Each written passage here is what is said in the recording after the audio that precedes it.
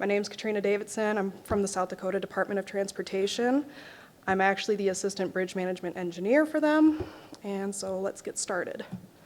A little bit of background on this. It was built in 1967 over Whitewood Creek. It's called the Deadwood Box. It's actually a bridge. It's a pre-stressed girder floor beam system with an identity crisis. So I don't know how it actually got named the Deadwood Box, other than the fact that there is a few box-like components, but this is what we're with. Originally, this was built to divert traffic off of the historic Main Street to help preserve the historic district and to reroute some of that highway there. If anybody is interested in looking at this, the entrance starts at the Deadwood Mountain Grand. Yeah, Deadwood Mountain Grand. And then the outlet is actually right behind the Tin Lizzie, so it's right at the entrance of the historic Main Street. Can't miss it. There's a big arch, and you just go straight to the left. So the first repair that was ever done on the structure was in 1978. It was a joint repair, which consisted of breaking out a cold joint and actually replacing it with a strip seal.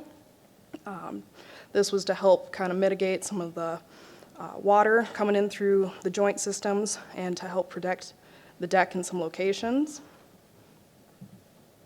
And then from 1978 to 1983, we actually applied a asphalt overlay and a strip seal replacement. Unfortunately, not a whole lot is known about this repair due to files being unavailable during this time period. So this is as much as I can get for you. In 1988, the deck was replaced due to a number of reasons. It started to experience rutting at the four-way stop, some scaling, some map cracking, a lot of potholes. The final straw for this deck replacement here in 1988 was when, in 1987, the deck was moved to poor condition due to rutting and pulling at stop areas. So, 1996, during the original construction, a reinforced concrete slab was added to areas where the stream bed did not consist of rock. Over time, the channel started to erode some of the top layers. Either the reinforcing mesh was not added at the correct depth, or the 3 inches of clear cover was actually eroded away by the stream. Not a whole lot, again, is known, unfortunately, for the notes taken at this time. But this was the repair that they thought was necessary. In 2010, we did some scour countermeasures. The Deadwood Box actually has another box culvert that likes to enter into it.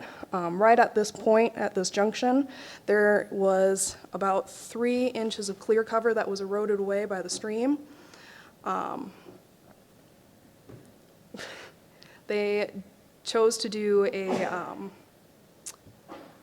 kind of a mattress placed right there, a concrete mattress, to help with that. And this was the armored basin that they put in. This was about 2 years after the countermeasures were placed. It appeared to do well. It's helped with a lot of the scour that's come in through there.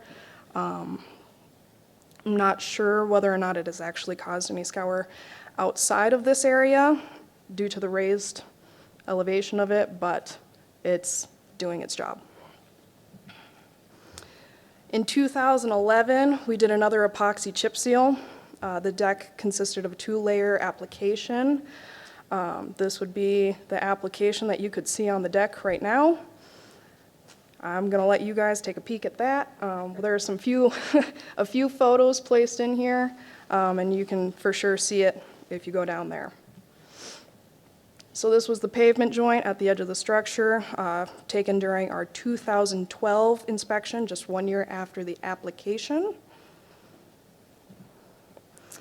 And then this is 2 years after the application. So we started seeing some of it start to pull up in 2013.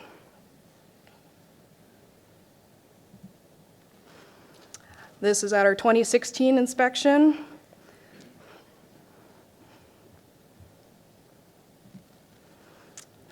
And this is also at our 2016 inspection, showing that water is actually still getting through, at least at our joints where we're having some of these issues. This would be the typical underside that we're seeing at in the deck.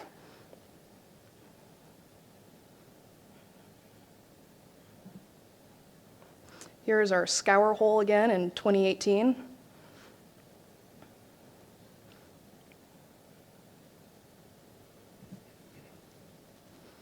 Again, we got some more map cracking going on at our 2018 inspections, just kind of showing how much of a problem child our lovely local structure is.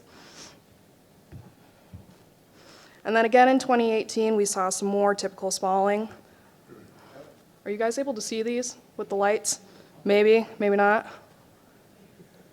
Is that better? Okay.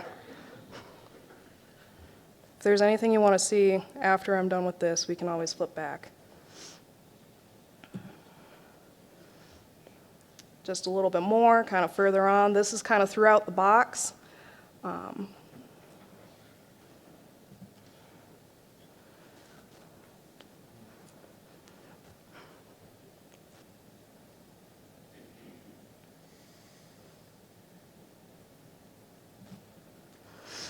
So in 2018, we actually had our chloride levels checked in our deck, and this is what we have found. The first two levels are actually from the original deck that had been replaced, and the chloride levels actually range from 1 to 3 inches deep. And keep in mind, the typical threshold for a chloride concentration is about 2 to 4 pounds per cubic yard, or about 0.05% to 0.1% of the weight by concrete. And the older measurements were right before the deck was replaced. This is in our newer deck at our 3.4 and our 29.5 in 2018, with the average testing being around 16.6 pounds per cubic yard throughout the deck.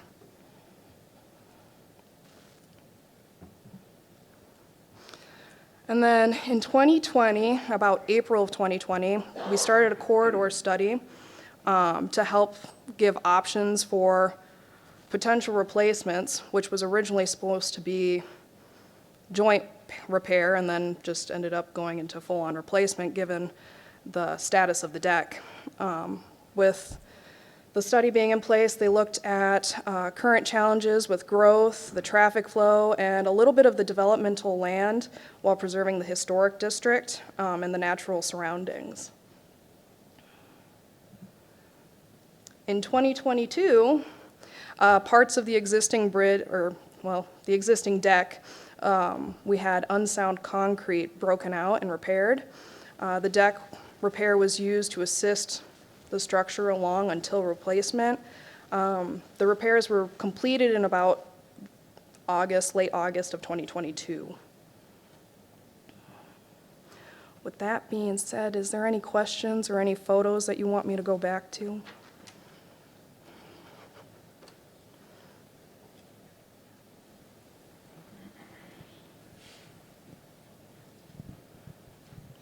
Thank God.